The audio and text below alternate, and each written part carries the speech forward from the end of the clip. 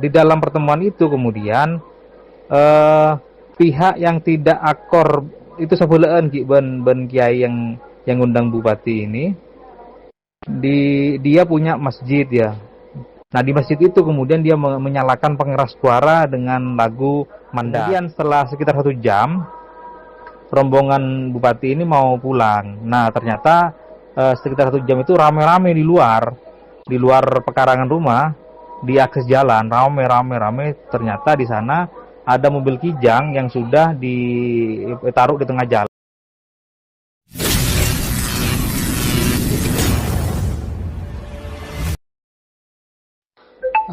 Kronologi singkatnya kurang lebih seperti ini. Jadi saat Baidi itu kan silaturahmi terhadap salah satu kiai yang di Ketapang Laok tersebut.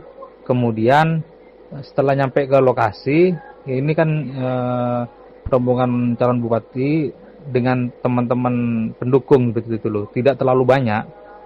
Dan tidak ada acara apa di rumah, tidak mengumpulkan banyak massa.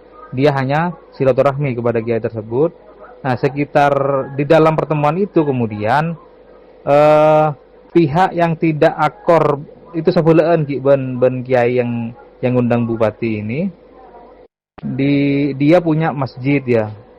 Nah, di masjid itu kemudian dia menyalakan pengeras suara dengan lagu Mandat. Intinya ini sudah tidak akur sebelumnya memang. Pihak yang kiai yang di Ntare Baidi ini dengan yang kerabatnya juga dari dulu memang sering beda pilihan. Nah, kemudian setelah sekitar 1 jam, rombongan bupati ini mau pulang. Nah, ternyata sekitar 1 jam itu rame-rame di luar pekarangan rumah, di akses jalan, rame. Ternyata di sana ada mobil Kijang yang sudah ditaruh di tengah jalan menghadang. Mobil itu milik alumni Santai Prajen. Nah, kemudian di sana cekcok cekcok mulut. Sudah nenteng celurit waktu itu. Ya lobi kemudian akhirnya rombongan ini ambil jalur lain. Keluar pakai jalur lain. Nah, tapi di tengah jalan itu masih ada penghadangan yang berupa barang gorong-gorong. Jadi gorong-gorong itu ditaruh tengah jalan semuanya. Jadi tim yang barang Baiti itu kemudian mengungsikan barang-barang itu, kemudian hanya Baiti yang ada di dalam mobil, yang lain keluar semua, jalan kaki mengamankan paslon. Nah, di belakang itu kemudian setelah rombongan itu keluar agak jauh, kemudian penghadang ini masuk ke area lokasi yang dikunjungi oleh Baiti. Nah, kemudian di sana cekcok, ya sampai ada perselisihan mulut, ya kemudian terjadi peristiwa pembacokan ini. Nah, korban ini memang orang Pamekasan yang sudah berkeluarga, jadi orang Ketapang Dejeh di KTP-nya itu ya. Nah, ini merupakan saksi 02.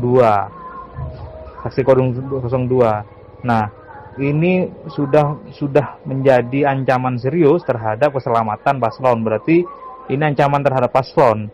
Apapun itu bentuknya adalah ancaman terhadap paslon, karena di lokasi acara waktu itu ada paslon sampai penghadangan. Nah, kita ingin giring informasi kepada masyarakat dan kepada penegak hukum bahwa di Sampang ini para pihak sudah tidak bisa mengamankan proses pelaksanaan pilkada dan tidak bisa menjamin terhadap paslon. Selain itu juga sudah ada sentimental dari pihak-pihak sebelah yang sudah berusaha untuk mengembosi kegiatan-kegiatan yang dilakukan oleh paslon Cimak Sakte. Jadi framing kita yang sampaikan keluar adalah paslon diancam, kemudian juga masyarakat diintimidasi, dan saksi kita, saksi 02 ini dibacok oleh pihak lawan. Itu framingnya.